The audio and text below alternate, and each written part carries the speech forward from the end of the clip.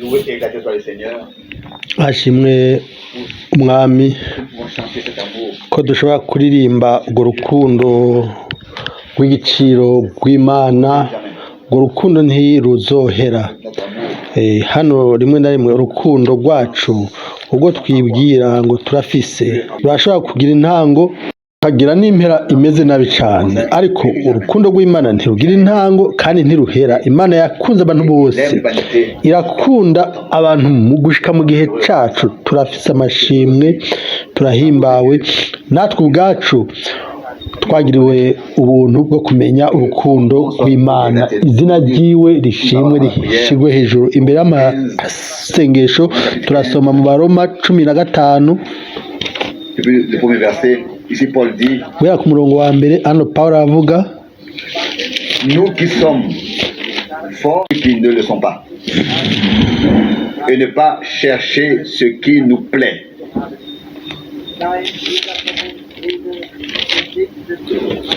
Que chacun de nous plaise au prochain pour ce qui est bien en vue de son édification, en allemand, son édification, car Christ twebwe abakomeye dukwiye kwihanganira intege nke z'abadakomeye no kutinezeza. Izaburi ya 69 ngo ugucokorwa kwaguye kuri jewe. Ibyo byose byaranditswe kugira ngo kubwo kwihangana no kwirugwa kubw'ibyanditswe bizima, kubw'ibyanditse tugire ibyizigiro bizima, dufatane n'ibyizigiro.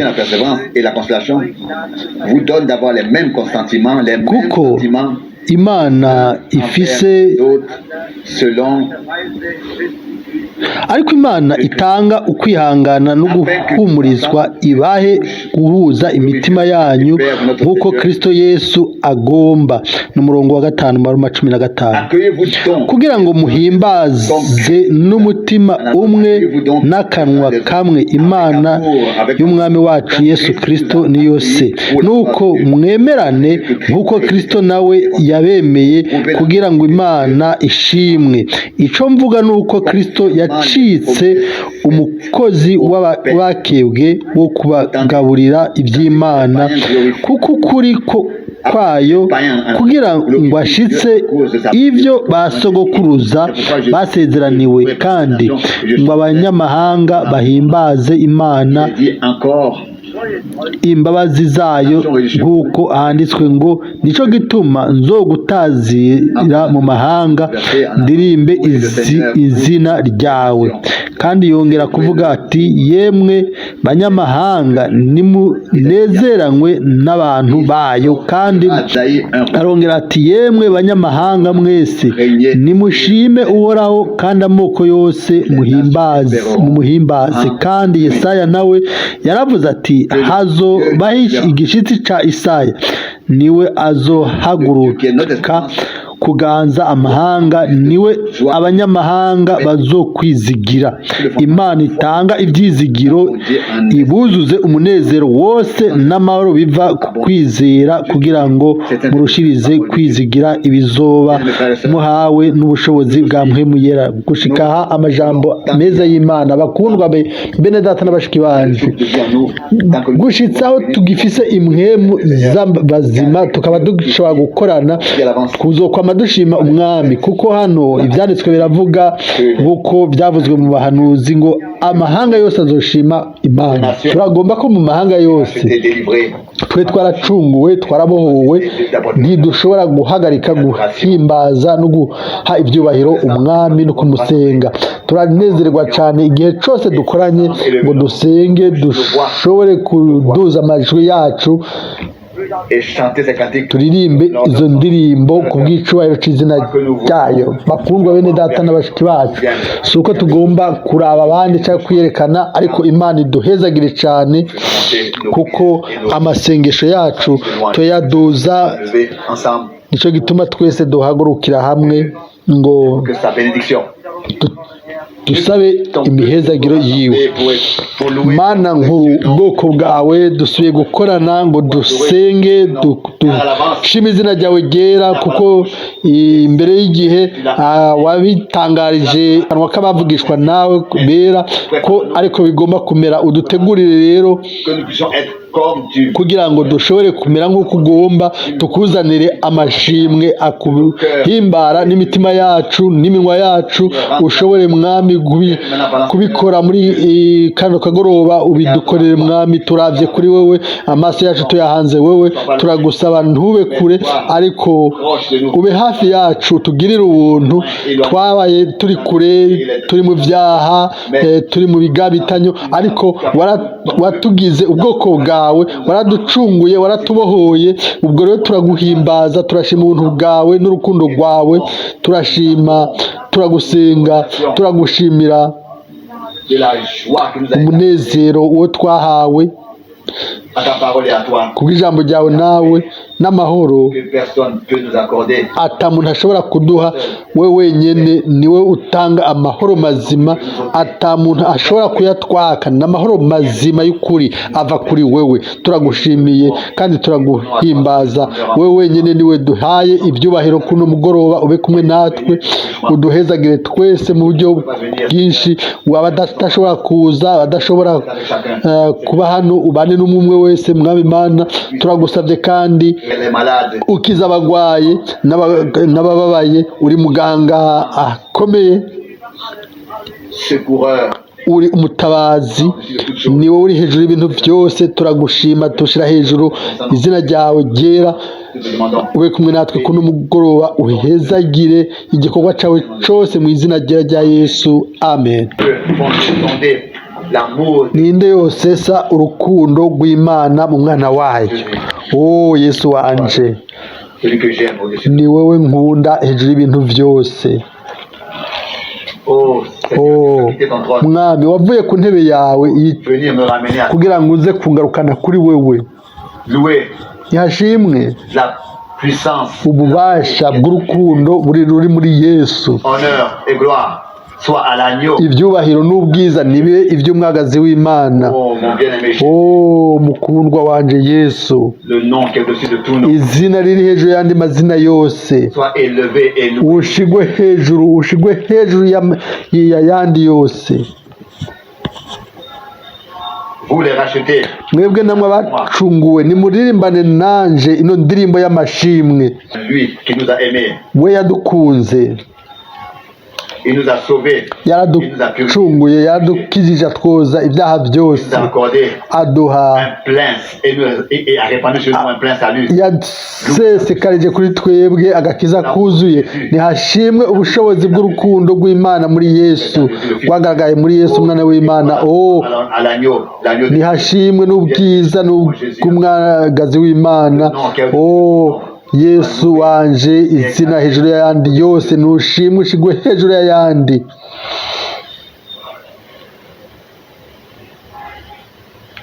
avec les saints Hamwe n'abera et les turaririmba, n'abamarayika nabo nyene bararirimba entonnent ce cantique. ino ndirimbo. Amen. Que le ciel et la terre soient remplis de ta gloire Isi n'ijuru yuzure ubwiza bwawe continuellement, ubudaca, car la puissance de Jésus, kuko ububasha bwa Yesu nibwo butoza ububasha bw'urukundo rw'Imana dans le Fils de Dieu, mu mwana w'Imana. soit la louange, Wewe l'adoration. umwagazi w'Imana, niwakira amashimwe no gusengwa. O mukundwa Yesu, izina hejuru y'andi mazina yose, ushigwe hejuru kandi ushimwe hejuru y'andi mazina yose. Louez et remerciez le Seigneur. Yashimwe umwami kubw'amahirwe Que nous avons de nouveau ayo dusubiye kuronka hano, kuba hano. et je pensais que nous serions seulement entre nous. Nariko ndibaza ko tuza guterana hagati yacu, ariko turanezerwa Chaque visite, nuko abashitsi bose batugendeye bakaba bari kumwe natwe. Turabanezerewe. Nihashimwe umwami, louez son nom, hashimwe izina ryiwe, écoutez sa parole. twumve ijambo ryiwe.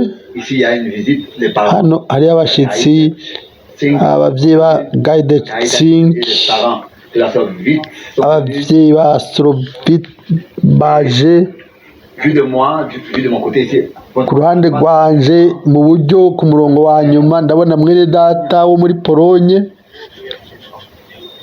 Les deux devant babiri bari imbere de l'Union soviétique. nabo muri Union Soviétique. Nous saluons très fraternellement. Turabaramukije mu buryo Donc, bwa bene data. Turifuza ko bose by'ukuri umwe wese yumve ko ari imbere y'Imana, que toute tension, maze uruhagarara rwose, ce qui ikintu cyose est la bénédiction, coshobora kudukura ko coshobora kutwima umugisha giveho.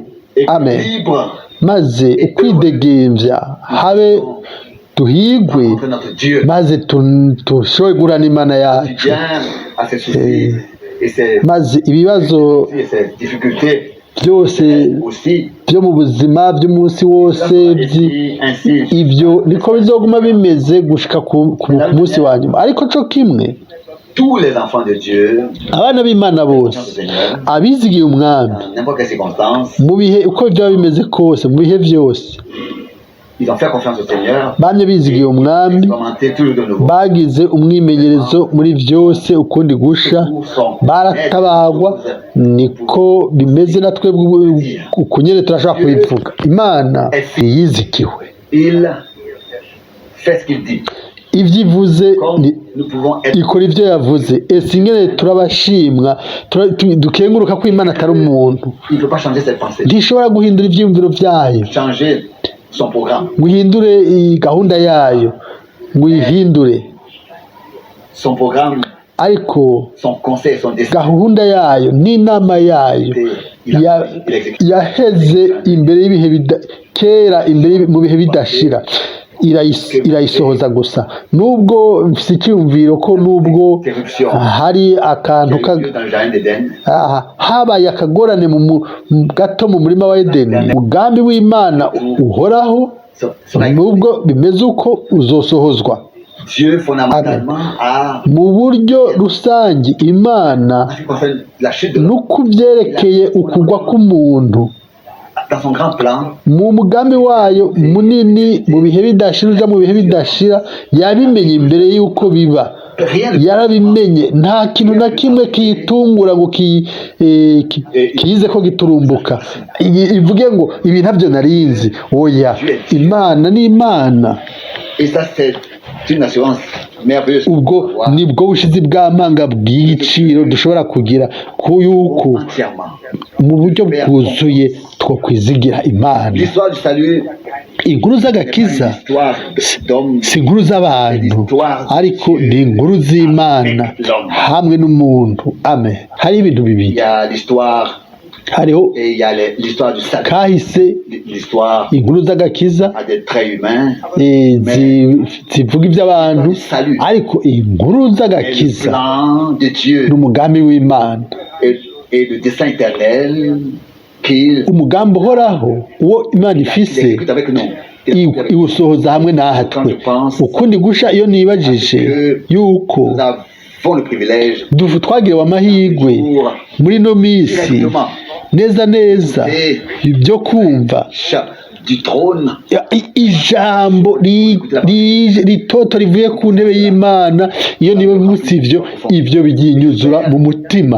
Ndizigira yuko uwo ari we wese nawe natwe twese tuza dufite amashimwe, nk'uko tumaze kubivuga mu buryo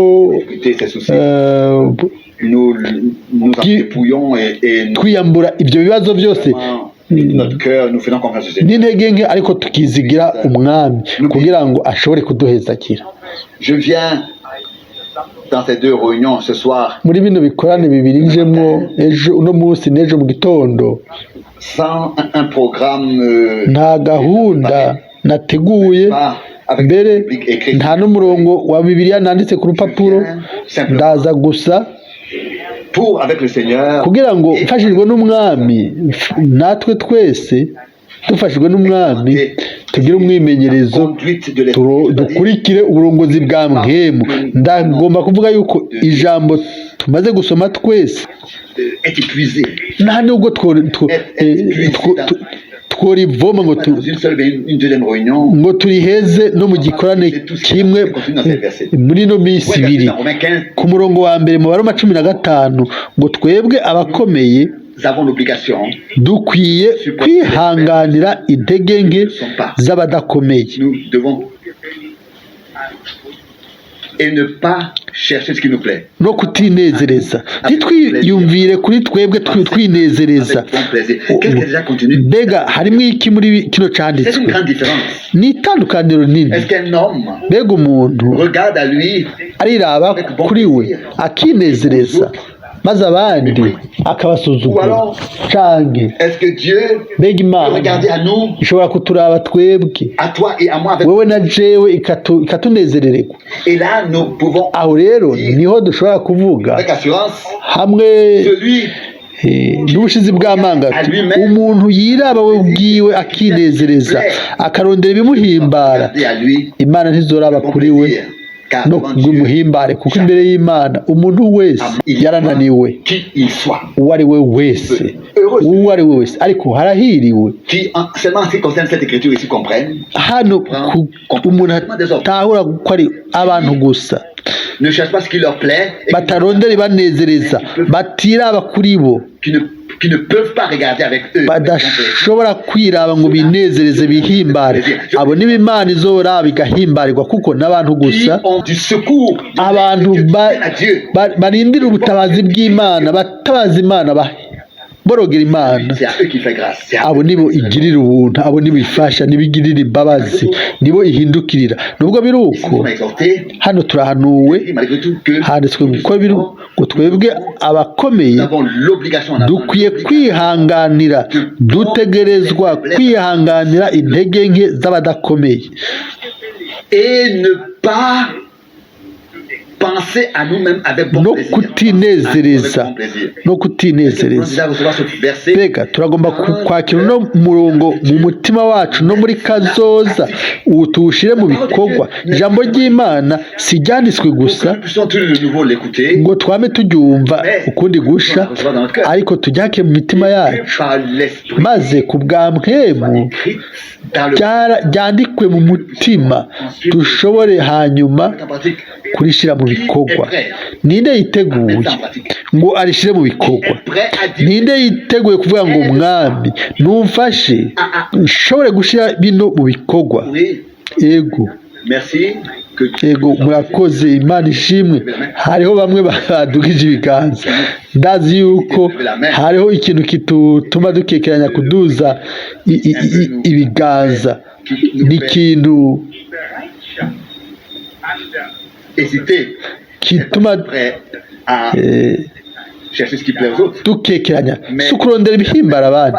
Oya, iyo niyo ntambwe ya mbere. Ceux qui sont forts Abakomeye, umuntu rero cyayo avuga ati mbega none pourraient oser dire je suis ninde yo kuba akavuga ngo jewe ndakomeye ubwanje, la condition. C'est kuko fort, ngo puisse, n'est-ce pas, abakomeye porter les faiblesses des autres. bihanganira intege nke Nous rendre, permettre au Seigneur de nous z'abadakomeye, forts. ariko tugomba gusaba umwami adukomeze, maze ngo handitswe ngo umunyantege nke navuga ati ndi umunyenkomezi, Je suis fort. umunyantege nke avuga ati ndi umunyenkomezi.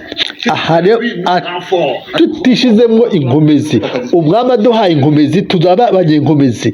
Nitwimwiyegurire gusa, umwe wese, umuntu wese muri twebwe anezereze mugenzi we, De son kugira ngo abone ibyiza, akomezwe, pas chercher kuko na Kristo atinejereje. Amen.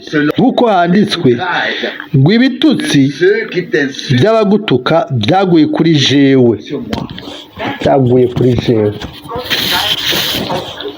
Les outrages de ceux qui insultent Dieu, Ibitutsi by'abatuka Imana byaguye kuri Kristo. de ceux qui insultent Christ tombent sur nous. Mbega Car c'est pas l'Église. ibitutsi by'abatuka Kristo bigwe kuri twebwe, kuko ni kubw'ishengero igikorwa cy'Imana hano ku isi niho kibandanya. Si uko dufise iyi gahunda y'iwacu, Nous avons ariko à nous dufise insérés dans le programme de Dieu. twemeye kuja muri gahunda y'Imana.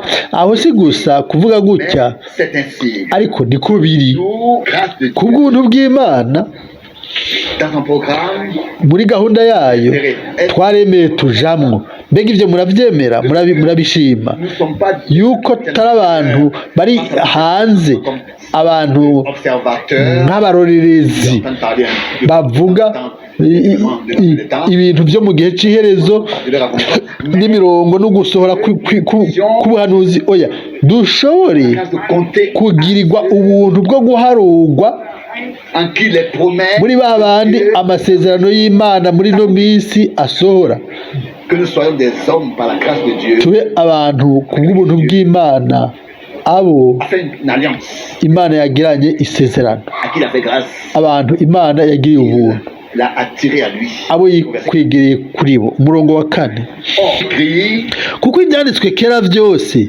byandikiwe kutwigisha, instruction, amen, afin kugira ngo kwihangana no guhumurizwa guheshwa n'ibyanditswe biduhe kwizigira ibizoba. vions l'espérance.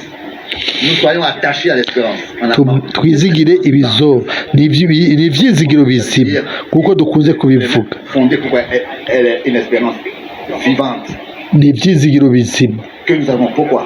Ibyo dufise kubera iki? Ça me réussit Ibyo rero parmi les birantokera neza mu banyamahanga, mbere mu batizera. Iyo de religion gereranya abantu bose batanguye amadini barapfuye bagomba mu mva zabo, ariko Yesu Kristo yarazutse ava mu bapfuye, ni muzima, kandi ku bw'ibyo natwe dufite ibyizigiro bizima, ibyo dutwaye muri twebwe. le calcul est très facile. Ibiharuro biroroshe, ingene dushobora kuba abantu bashima, Comme nous pouvons Amen. être reconnaissants concernant. ingene kuba abashima ku bw'ibyo bintu. Nous avons Mbega une foi qui est biblique.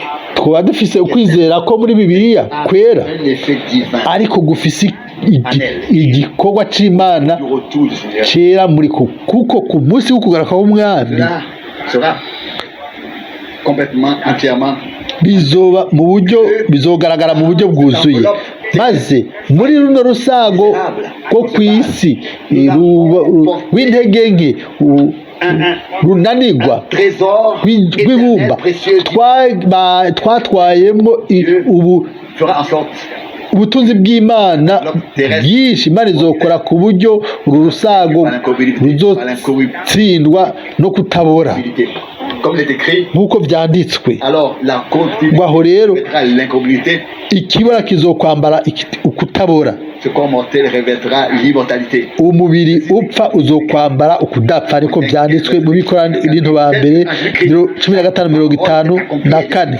Nk'uko muri Yesu Kristo ijambo ryose ryari ryanditswe ryabaye iry'ukuri kuri we, iryamwisunga, niko no mu ishengero ijambo ryose rizobona ugusohora iryanditswe ku bw'ishengero. Amen. Nous n'avons pas connu Dieu autrement. Nta kundi twamenye Imana bitandukanye, kandi ntibishoboka, ntitugomba kumwizera ukundi. Dufise ibyizigiro bizima.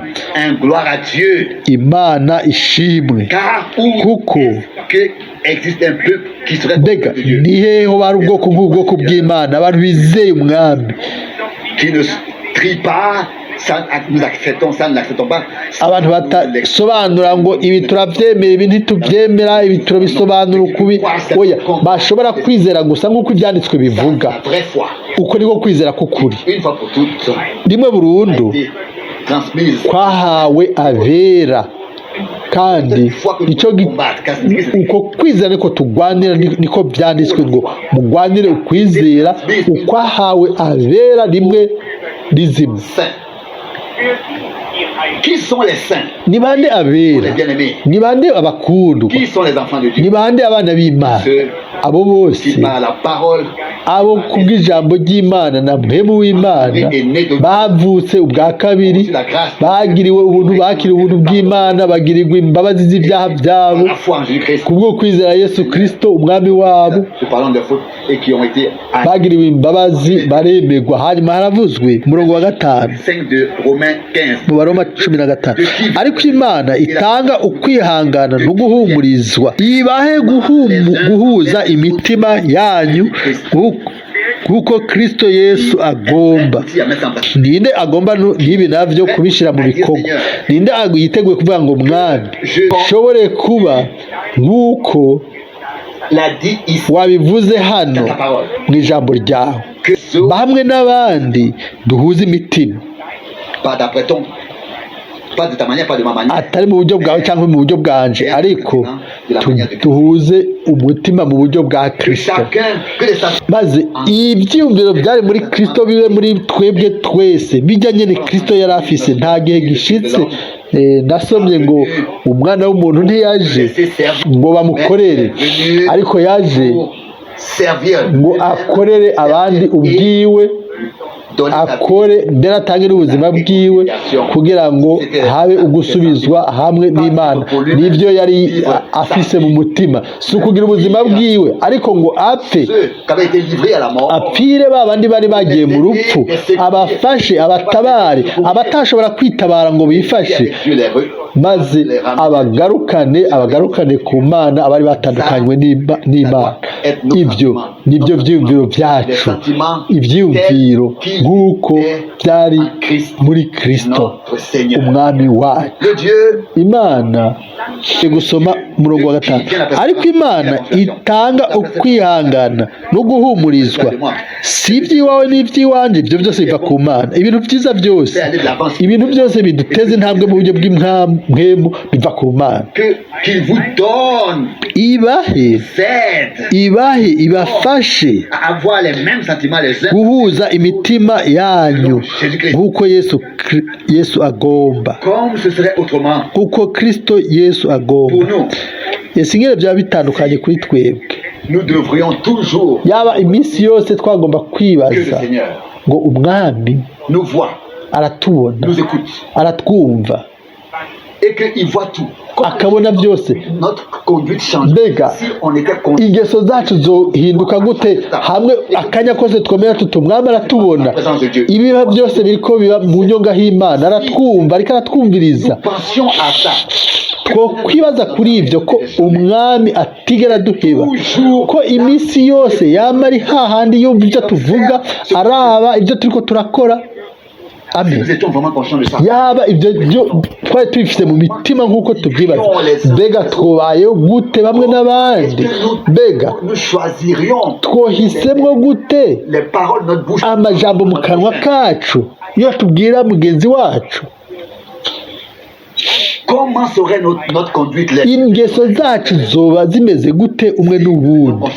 Yaba twari tuzi ko icyo dukorera uwundi tugikoreye umwami, icyo tubwiye uwundi tukibariye umwami, we uwacunguwe n'umwami akazanwa ku mwami. Ku murongo wa 6, kugira ngo muhimbaze n'umutima umwe n'akanwa kamwe Imana y'umwami wacu Yesu Kristo niyo se. Murabona umurongo wa 5 ni igisabwa. Ku murongo wa 6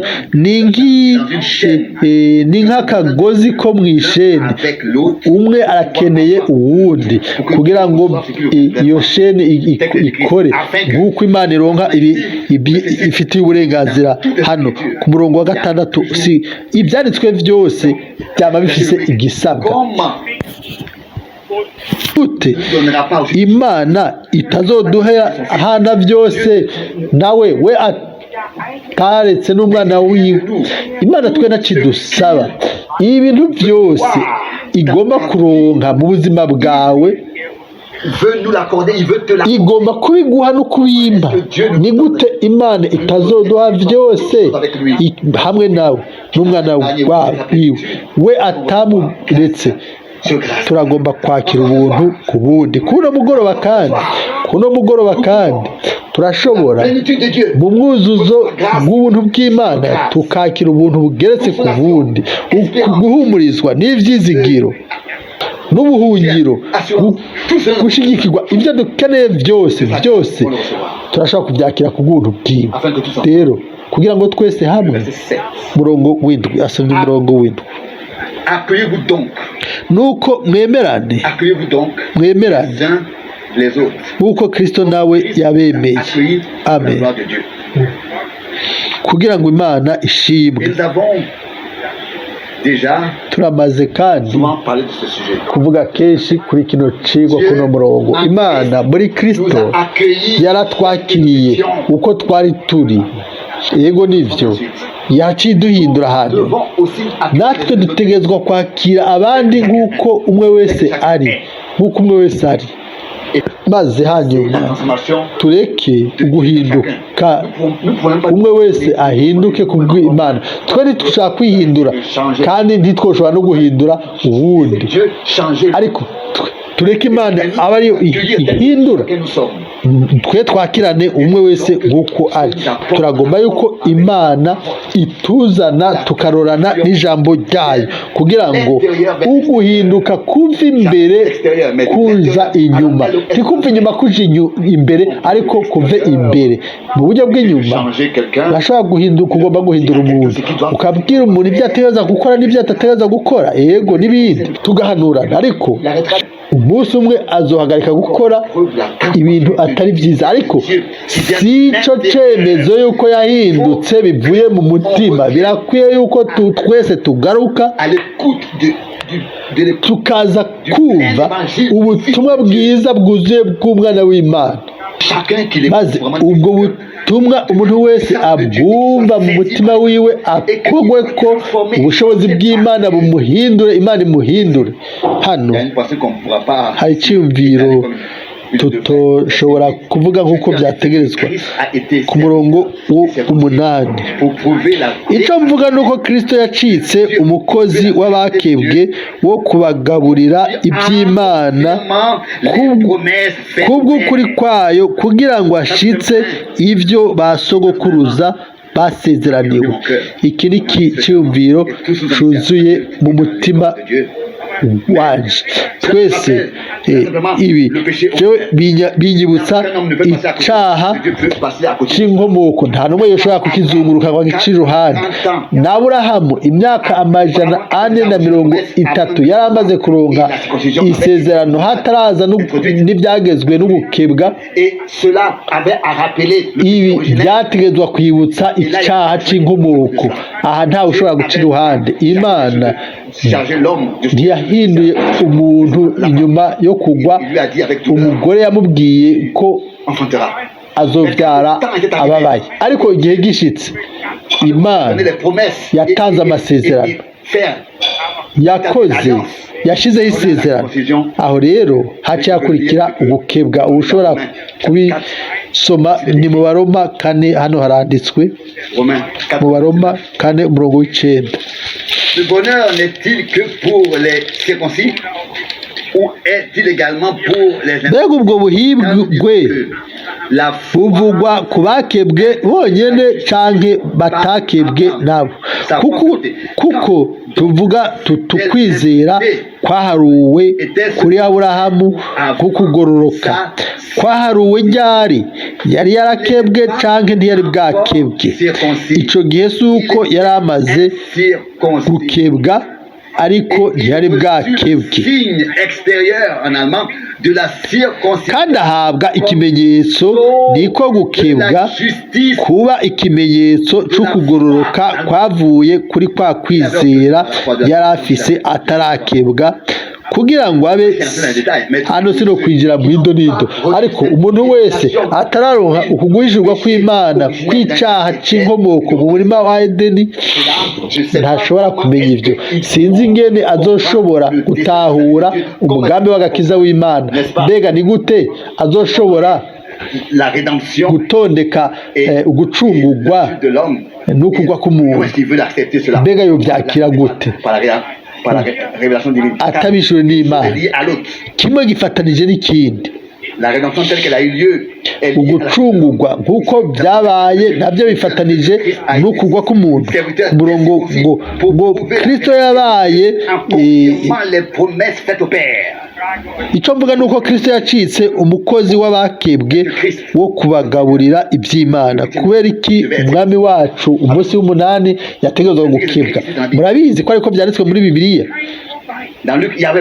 muri Luka ntiyashobora guca iruhande kuyishurirwa kw'Imana kw'ijambo ry'Imana, ariko turashobora kuba bashima ko neza muri no misi yacu kuva mu itanguriro gushika mu byashe Yohana, umugambi wose w'agakiza w'Imana warahishuwe mu buryo bufoboye gusumba uko byigeze kubaho. Hariho abantu bibwira ngo hari uguhishurwa kw'Imana kuje mu ijambo ry'Imana byoba ibintu byo guharira ko tugomba kubyizera gusa.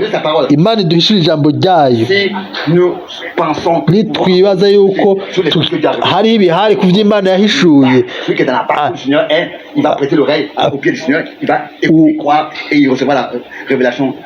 uzokumva agatega ugutwi azohishurwa n'umwami. Nagomba gusoma ijambo uno munsi niryo mu Baefeso rishobora kugira ikibanza hano. Mu Baefeso igice ca mbere, gutoranya kw'Imana hano no guhishurwa ku mugambi wayo w'agakiza, ikintu gihambaye, ni ikintu c'ubwiza. Hano haranditswe mu Baefeso igice ca mbere uhereye ku murongo wa 3: Loué soit le Dieu et Père de notre Seigneur Jésus-Christ. Imana y'umwami wacu Yesu Kristo ariyo se iragahezagirwa, yaduhezagiye imihezagiro yose y'imwemu ahantu ho mu ijuru muri Kristo. Reka tube hano tugumeho akanya.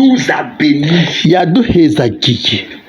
Le peuple de Dieu, ubwoko bw'Imana ni ubwoko buhezagiwe, de chaque bénédiction de Dieu. Mu mihezagiro yose y'Imana mu buryo bw'imhero.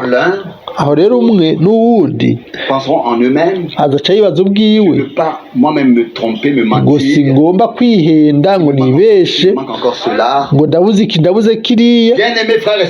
Mukundwa mwene data mushiki wanje, ubaye imvuga kuri, umwe wese muri twebwe yarabikoze. Umuntu wese azokumva buno butumwa nawe arabikora. Hari ikintu tugomba gutandukana. Iminsi yose tuvuge ko Imana ifite ukuri mu ijambo ryayo. Dutegerezwa guha ukuri Imana, tukizera yuko icyanditswe hano ari ukuri kuzuye. Ni icyanditswe gusa hano, iki icyo twahawe nicyo tuzohabwa mu by'ukuri. Iyi ni inzira y'Imana, simbesha, ndizera ijambo ry'Imana. Icyo mbona gusa sinaronka kiriya, ibyo nibyo, ariko mbona yuko Imana yamaze kubimpa muri Kristo. Amen. Ni kutizera gusa, hamwe gukekeranya, nicyo gituma ntarabibona mu buzima bwanje bisohora. Ariko twese turasabwa ku bw'ubuntu bw'Imana de faire confiance au Seigneur kwizera umwami, et de donner raison au Seigneur, et de dire ukuri tuvuge tuti nuko umwami tuvuge tuti mwami Mana yanjye, siniko ndaraba kubiboneka mu buzima bwanje, ariko ndaba kuri wewe ngutaboneka, nguko ndakubona, ndizera intahe ibyanditswe byera. Amen. Ndizera ibyo wavuze mu ijambo ryawe nk'uko wabivuze, ndabifise, ndamaze kuba nabihawe. Amen. Umpe kwizera uhuye n'ibyanditswe kugira ngo ibyo byose bigaragare, bishike, ubifashe, umpe muhemu wawe kugira ngo ibyanditswe bishobore kuronka ubuzima muri jewe, bibe igifatika muri jewe. Dutegerezwa kugendera mu nzira yo kwizera hamwe n'Imana. Turi mu nzira nziza tugenda hariya. Yego. Murongo wa 4: ngo nk'uko yadutoranije muri we itanguro ry'isi ritarashigwaho, kugira ngo tube abera tutagira agasembwa imbere yayo, turi mu rukundo. Kuko yagabiye kera ko duheshwa na Yesu Kristo gucika abana bayo ku bwayo, kuko yabigombye bikayihimbara, kugira ngo ubwiza bw'ubuntu bwayo bushimwe ubwo yatugabiye muwo ikunda. Au verset 7, c'est en lui que ku nous avons la murongo rédemption. w'indwi Par muri we niho duherwa gucungurwa n'amaraso yiwe niko guharirwa ibicumuro byacu selon la nk'uko itunga ry'ubuntu bwayo riri ubwo yaduse amen amen. Nous voyons turabona que l'homme de Dieu ko umuntu w'imana n'écrit pas avec des oui, mais ntiyandika ngo ego ariko oya ariko hamwe n'igikorwa c'imana ugutinya kose yabivuze neza nk'uko bibereye imana, yerekana igikorwa cyo gucungura ry'igikorwa cyarangiye mu buryo bw'agahore, cyarasohoje mu buryo bw'agahore ku bizeye bose abagiwe n'umwami, abahawe ubuntu n'umwami ngo bakire bino bintu. Si ibintu byo kwibarira, ariko ni ukwizera kuri muri bo n'uno munsi, kuri muri abo b'umwami. Ntacyo twazanye ubwacu, twazanye gusa ubuzima ataco bumaze, mbere ataco bumaze kuri twebwe no ku mwami, ariko uko niko tuza kuri we, maze nk'abana b'abantu tugahinduka tukaba abana b'Imana. Amen. Abari kure baregerewe, abari barazimiye barakijijwe. Mbega si ibintu byiza? Twagomba kunezerwa ukundi gusha ku byerekeye iby'Imana yakoze muri twebwe. Muri we niho dufise, niho duherwa gucungurwa n'amaraso yiwe. Umurongo w'umunani, ubwo yadusezekanije ko mu bwenge bwose no kumenya imbere y'Imana byose byarasohoye. Si ibyo azoduha, yaramaze kubusesekaza. Mukundwa mwene data na mushiki wanjye, ubyemere mu kwizera, nturabe kuri wowe wenyine kandi nturabe ku bihe, ku bihe by'iminsi yose n'ingorane. Hariho ibintu byinshi ku minsi yose bitandukanye no kuwa Mungu, ariko icyo tuzi ni uko umwami yadukijije, yaraducunguye, yatanze impongano y'ibyaha byacu, hari ibyaha byacu, maze twakiriye ubuzima bushasha, ubuzima buhoraho bwavuye ku Mana ubwayo. Hano haravuzwe ubwo Imana yasesekaje kuri twebwe mu buryo bwose bw'ubwenge. Amen. Yasesekarije mu buryo bw'ubwenge bwose no kumenya, nubwo bitaragaragara mu buzima bwacu, ibyo bizogaragara yuko ubuntu bw'Imana mu ishengero, hagati mu ishengero kandi ku bw'ishengero bizogaragara, bizobiboneka. Ndagomba kubibabwira, ndagomba kubisoma nimba ndabibona ko ubwo nk'uko byari biri muri Kristo, ubumana bwose n'ubu buri mu ishengero. Ari Kolosayi 2 igice, kuko muri we ariho haba ukunengesera kose k'ubumana mu buryo bw'umubiri, kandi munengeserezwa no kumubamwo niwe mutwe w'ubukuru bwose n'ububasha bwose. kandi muri we, mbega ndabaza, twizere nk'uko byanditswe hano. Amen, amen. Ngo namwe mufise, nta kindi mwokora gitandukanye. Nimba nk'abizera tutagomba kwizera nk'uko ibyanditswe biri, ninda zo kwizera iby'Imana yavuze mu ijambo ryayo. Hano mu Efeso twasomye ko yasesekaje mu buryo bwinshi n'ubw'ubwenge no kumenya imigisha yose kuri twebwe. kandi hano handitswe ngo muri we niho hari ukunengesera kose k'ubumana. Abikolosayi 2:9. kubera iki kunengesera kose kw'Imana ari ukunengesera kwa mpwemu mu mubiri? kwaje mu mubiri w'umwami wacu Yesu Kristo. Kubera iki?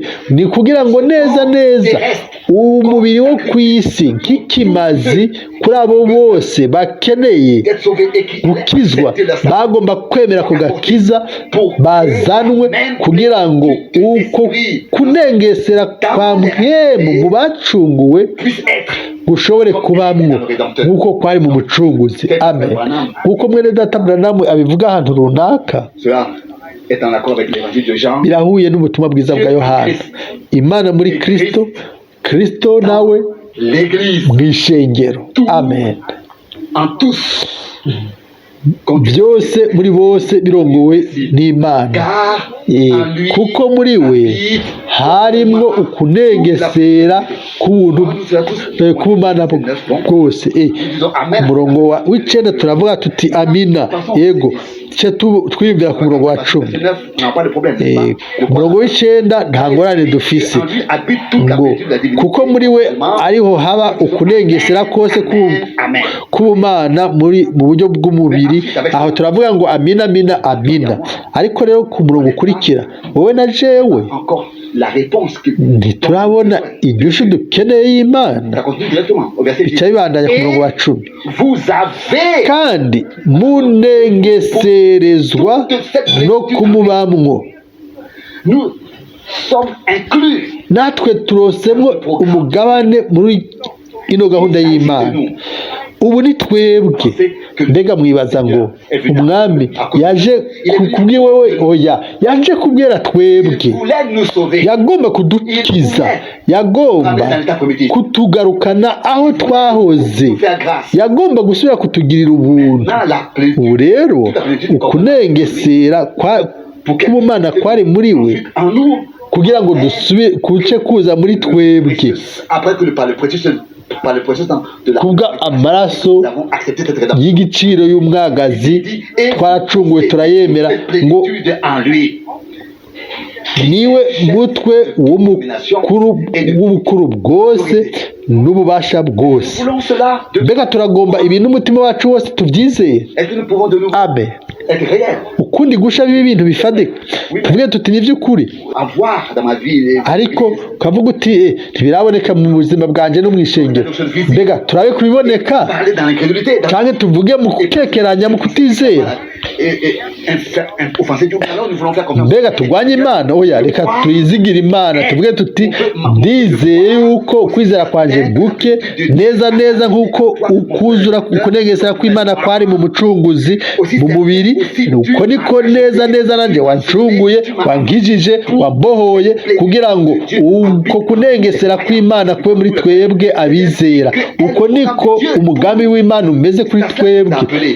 Icyo nicyo yaduhamagariye. Nicyo gituma nk'abana n'abahungu n'abakobwa b'Imana twitwa abahungu n'abakobwa b'Imana. Nicyo gituma tugaruke mu ijambo ryo mu Baefeso, haranditswe ku murongo w'9, itwatiye ibanga ry'ivyigomba nk'uko byayihimbaye ibigabiye kera muri we. Amen. Il nous a fait connaître le mystère de ça. Itwatiye ibanga ry'ivyigomba. C'est merveilleux. Ingene ari vyiza yuko avec un absolu divin nous pouvons dire, hamwe n'intakuka y'Imana twovuga tuti hari itandukaniro, ikintu umuntu yibwira, icyo yibaza, icyo yumvira, hamwe n'ikintu gifadika. Dieu s'est donné beaucoup d'efforts. Imana yayihase cyane, n'est-ce pas, placer les promesses pour ces derniers jours. Ifata amasezerano yo mu gihe cya nyuma yashyira ku giteregwa kw'amatara izanye umuhanuzi, kugira ngo ijambo ry'ubuvugishwa ryigishwe mu ishengero rihishurwe, maze hanyuma rishobore kwakira ahacuze umwiza. Niko byanditswe ko umwami wacu niko byanditswe no kuri ino minsi ya nyuma, ngo abari bicaye mu mwiza babonye umuco mwinshi cyane. Amen. Kandi ku minsi ya nyuma mu gihe cy'akagoroba umuco uzokwaka. Amen. C'est une partie prophétique. Ni igice cy'ubuvugishwa. Les parties prophétiques, c'est une partie prophétique. Ni igice cy'ubuvugishwa. une grande signification pour Dieu. gifise isobanuro ikomeye imbere y'Imana, ntitugomba kubisobanura cyangwa tubyigisha uko umuntu abyigombeye. Oya, turagomba kubyizera kuko ni umugambi w'agakiza w'Imana yacu. By'ukuri dukorere umwami, dukurikire Sans avoir un propre programme. ata gahunda y'iwacu dufise. Murabona iminsi yose Dans l'histoire de l'église et de Dieu. biroroshe kuraba muri gahunda yo muri ishengero ngo benshi baravuze ku bwami bw'Imana, barubatse ubwami bwabo, maze hanyuma ugaca wibaza abantu amajana uri kuravuga. Oya, reka tubimvuga kuri twibaze ikibazo mwami, mbega turiko twubaka ubwami bwacu mu bwami bwawe canke twebwe twabaye inyegu yawe by'ukuri? Mbega amasengesho yacu y'ukuri ngo ukugomba kwawe kuranguke, ubwami bwawe buze ku isi, ibyo ugomba bibe mu isi nk'uko biri mu ijuru. Mbega ni by'ukuri? Tuca turaba iruhande yacu tukavuga tuti amadini yose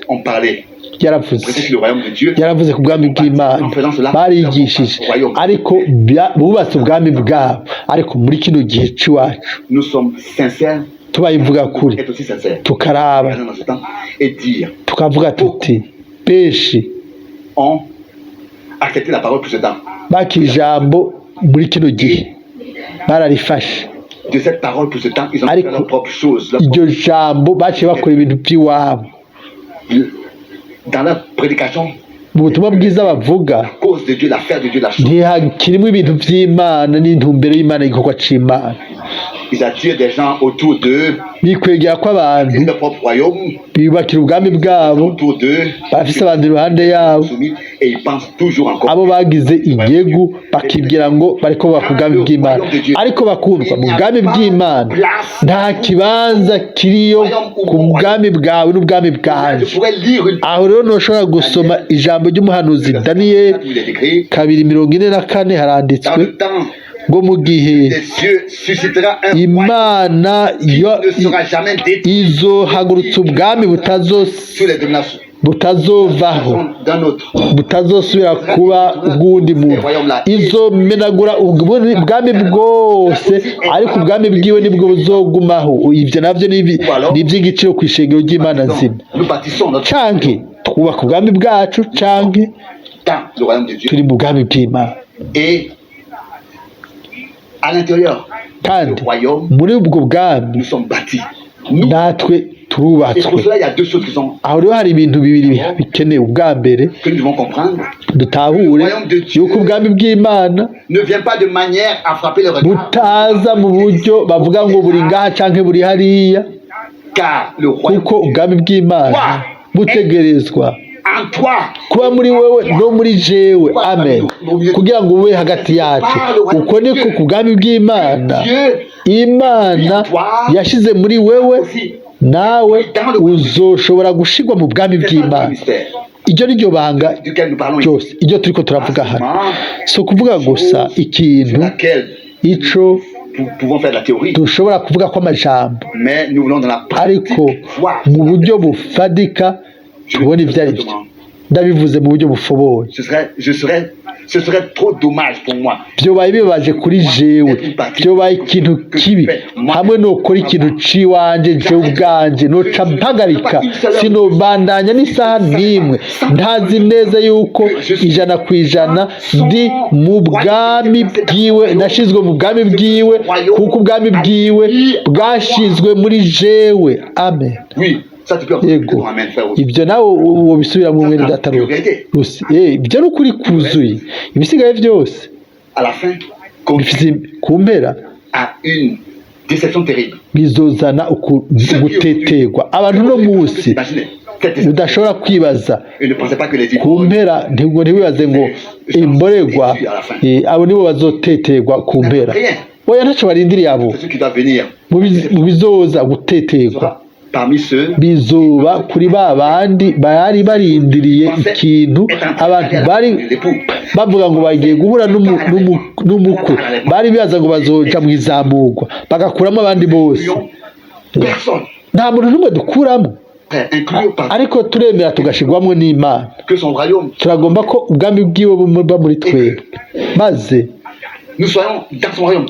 tukaba mu bwami bwe. Mbega murafise iyo nyota, ubwami bw'Imana muri twebwe, natwe hamwe n'ubwami bw'Imana muri twebwe tube mu bwami bw'Imana. Umwami yakire ibyo afitiye uburenganzira, agaragare. Hano harimwo ibanga rinini. Mwakirane nk'uko Imana yabakiriye muri Kristo. Ubwami bw'Imana muri twebwe, natwe tukaba mu bwami bw'Imana. Mu kunengesera kwiwe twakiriye byose, ubuntu bugeretse ku bundi. Kuno mugoroba kandi jewe n'ikintu gihambaye imbere yaje. Sinkeneye ubutumwa bukomeye cyane, ariko turakeneye umwami aduha ubuzima, atwemerera yuko tumenya ngo nashize ijambo ryanje muri mwebwe, iryagenewe ino minsi ya nyuma, ngo ribe igifadika, ngo risozwe mu bwami bwanje. Uko niko kubw'ivyo nashize ubwami bwanje muri mwebwe. Ubwo bwami si ubwo muri iyi si, niko umwami yavuze, ariko birakwiye yuko biba muri twebwe, ngo bibe biri hagati yacu, ari iby'inyuma gusa. Muce mwibagira, twese twaca twibagira ibyo bintu.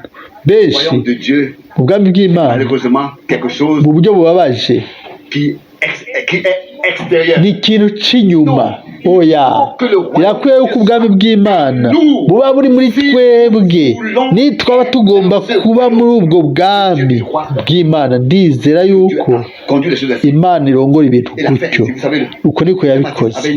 Yohana Umubatiza yari afise ijambo ry'Imana, ryari mu bwami bw'Imana, yari afise ijambo. Ndababaza ikibazo kuno mugoroba, mbega yatanguye ubutumwa bwiwe gute? Ngo nimwihane kuko ubwami bw'Imana buri hagufi. Yari afise ijambo yari atwaye muri we, kandi iryo jambo ryari umugabane w'intango w'ubwami bw'Imana muri irya minsi. Natwe uno munsi ni twebwe dutwaye ijambo ry'Imana. Ni iryo mugabane w'ubwami bw'Imana muri ino minsi ya nyuma. Nta kindi kintu twokora, ni ukuvuga co kimwe. Umwami yatanguye kuvuga gute? Ngo nimwihane kuko ubwami bw'Imana buri hafi. Muri we hasohora, kandi kuri we kubwiwe hasohora ijambo ry'Imana, iryari rijanye n'ubwami bw'Imana. Bakundwa, dushobore gutahura ibyagezwe n'abahanuzi byaraje gushika kuri Yohana. Guhera hajya ni ubwami bw'Imana butangaza. Umuntu yaratwaye muri we Yesaya 40, yaratwaye Malaki wa mbere, yaratwaye ijambo ry'Imana, yari umugabane w'ubwami bw'Imana, ariko iryo jambo ryari riri muri we, nawe yari mu bwami bw'Imana. Haleluya! ntihashimwe hashigwe hejuru Imana yacu. Turi abantu bakurikiye imigani y'ubwenge bw'abantu, ariko twakurikiye umugambi w'Imana utomoye neza, uhambaye. Nimba ubutumwa bwa nyuma bw'igihe cy'iherezo butwikiriwe, ni kubahona. Nimba ubutumwa tuvuga bunyegeje, buranyegeje kuba ariko barahona. Ariko kubakizwa ni ububasha bw'Imana, ni uguhishurirwa. Amen. Ibyo biraducisha bugufi munsi ya bwa bubasha bw'Imana nyine, bukatugira bato. Turatezwa kuvuga tuti, mwami turi iki? Yohana yari iki? Abahanuzi bo bari iki? Two turi iki? Ntitwogerageza kwibonekesha, ariko imbere y'Imana turi abantu b'igiciro. Yaradukunze mu buryo bw'ubwina. Umwami yatanze amaraso yo ku bwacu. Yacunguye ishengero, yabohoye ishengero, ni iry'iwe ibihe bidashira, n'abantu, abagore n'abagabo ubwami bwiwe, batwaye ijambo muri bo, bafise ugusohora kw'ibyanditswe mu bwami bw'Imana. Abantu bagiranye isezerano n'Imana. Imana yafise abantu yagiranye nabo isezerano, batahuye ibyo umwami muri ino minsi bijanye n'ijambo ryiwe ibyo ariko arakora mu bwami bwiwe. Mbega Reconnaissant pour cela, murafise amashimwe ku bw'ivyo, muranezerewe la parole de Dieu ku ijambo ry'Imana nous procure une telle consolation, rituzanira uguhumurizwa nk'uko, une telle assurance. umuco mwinshi n'ubushizi bw'amanga, ibyo ata muntu hano ku isi yoshobora kuguha gisesekera muri twebwe ku bwa mpwemu n'ijambo ry'Imana. Amen. Et je ne me trompe pas, Sinihenze, la chose est claire ikintu kirafoboye aux neza yeux spirituels. imbere y'amaso yacu y'ibwemu. Amen. Turabona ibyo ari byo, Pas d'ici et de là, si aha na hariya non. mu buryo bw'inyuma, oya, ariko muri indani mu mutima, si nyuma ahantu runaka. Ubwami bw'Imana mu gihe n'amasezerano y'Imana ari muri twebwe azosohora, Pour qu'elle puisse accomplir kugira ngo ashobore gusohora mu ishengero hagati mu bwami bw'Imana, mu bwami bw'Imana, par nous en qui ces promesses sont. muri twebwe dutwaye ayo masezerano. Que nous Seigneur soit loué. Izina ry'Umwami rishyirwe hejuru kuno mugoroba, atugire ubuntu twebwe twese kugira ngo dutahure Par ibyo, révélation, kandi kubwo guhishurirwa tubona ibyo, que nous avons été déterminés ko twagenewe être kuba une partie de son royaume. igice cy'ubwami bwiwe muri ino minsi ya nyuma. La vérité, Ukuri, la vérité, tumenye ukuri, et d'être affranchi. hanyuma tubohoke, tuve mu makosa yose, mu binyoma byose, dushobore kuba Inséré dans le royaume de notre dushigwe mu bwami bw'Imana yacu. Imana iturinde, ituzigame, de sortir de son royaume. et de ntidusohoke ngo tuve mu bwami bwiwe ngo tuje kubaka ubwami bwacu. Ntihagire na rimwe ibyo byoshoboka, maze abo bose sont envoyés de Dieu, batumwe n'Imana, serviteurs de Dieu, abakozi b'Imana b'ukuri, ntibigeze na rimwe œuvrer pour eux ou bien pour leur propre bien. bikorera cyangwa bakorera amazina yabo, Le chemin au Seigneur. bategura inzira y'umwami. Que Jean-Baptiste a commencé, Uko niko Yohana Umubatiza yatanguye, les apôtres ont niko continué. intumwa zabandanije, C'est encore jusqu'à kandi niko bimeze no mu minsi yacu. Kubera ce que iki Frère Branham mwene data Branham une église locale, atigeze agira ishengero nyakarambi, pas aucune dénomination, il avait qu'une seule. nta dini na rimwe yari afise ishengero ryonyine ry'Efesofili. De l'église, Mu madini menshi baramwumvirije, ariko ubwiwe nta na rimwe yashizeho. à l'intérieur du royaume de Dieu, Mu bwami bw'Imana c'est pas lui-même bâti un royaume. ntiyigeze yubaka ubwami bwiwe, oya, Il a prêché la parole de Dieu, yavuze ijambo le ry'Imana royaume de Dieu. Et tous ceux ry'ubwami bw'Imana, abo bose mu kwizera bak'iryo jambo et qui entrent dans le royaume de Dieu, bakinjira mu bwami bw'Imana, muri bo niho ijambo ry'ubwami bw'Imana sera vivant, sera rizoba une réalité. rizima rikaba ikifadika. Umwami yakoze iki gihe yazuka, yatanguye kuvuga ubwami bw'Imana Et de tout ce qui doit arriver. n'ibigomba gushika byose. Ntihashigwe hejuru izina ry'umwami. Nous avons rien d'autre, aucun Nta programme, kindi mais kintu, nta gahunda n'imwe, ariko n'ivy'Imana yakoze muri kino gihe avec ça, cya vous avez nyuma. compris. Nimba Cela a été aussi le cas avec tous les prophètes et les prophètes. nimba hari utotahura, niko byamye bimeze no ku bahanuzi. Twebwe twemera yuko abantu badutahura nabi, ariko Imana idutahura. Être rejeté par Dieu. Qui nous aide Hakwemerwa n'abantu tugashibwa n'Imana. à comprendre cela ce soir. Ninde yotahura ibyo kuno mugoroba mu kwizera, abyakira abyemera, En tant qu'une réalité divine. k'igifatika c'Imana, k'igifatika kizima c'Imana, neza neza nk'uko Les promesses qui appartiennent au royaume de Dieu amasezerano y'ubwami bw'Imana ari muri twebwe, neza neza niko natwe seront ravis dans le royaume de Dieu. tuzotwagwa tukazamurwa mu bwami bw'Imana, kugira ngo mu bwami bw'Imana Ce qui doit encore arriver. ibintu byose bigomba gusohora bisohore, bishobore gusohora. Amen. N'attendons pas seulement ces choses. Titurindire gusa ibyo bintu, turazi yuko Cela va arriver. ibyo bizoshika. Ihashimwe, Exalté. hashigwe hejuru Le nom du Seigneur. izina ry'umwami. Amen. Amen. Levons-nous. Amen. Turahaguruka dushimira umwami.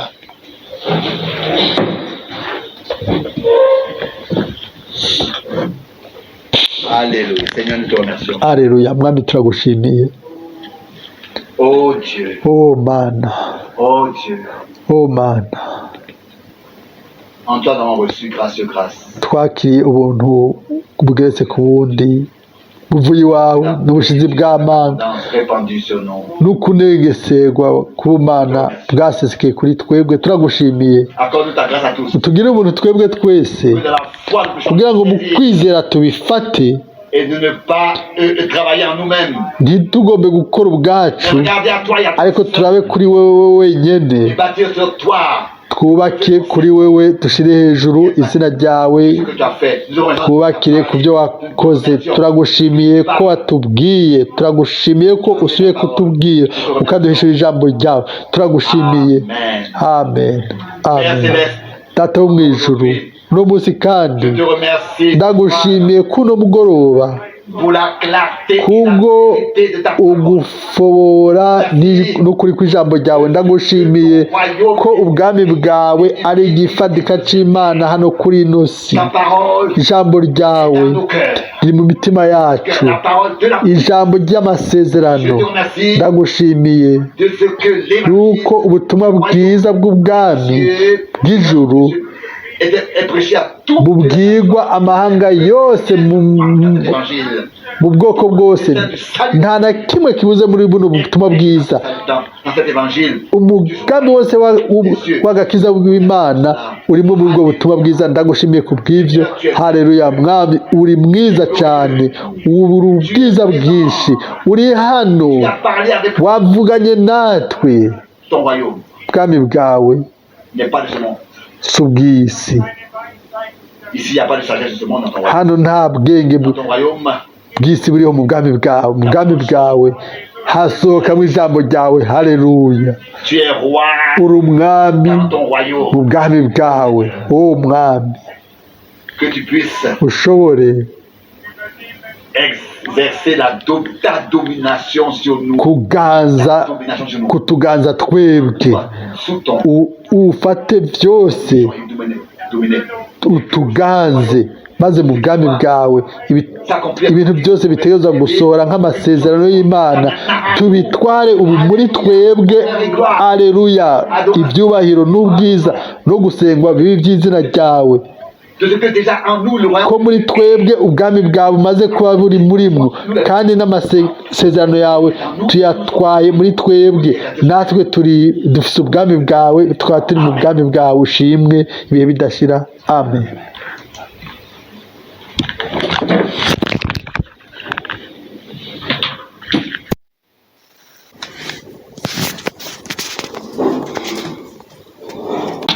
Umurongo w'icenda.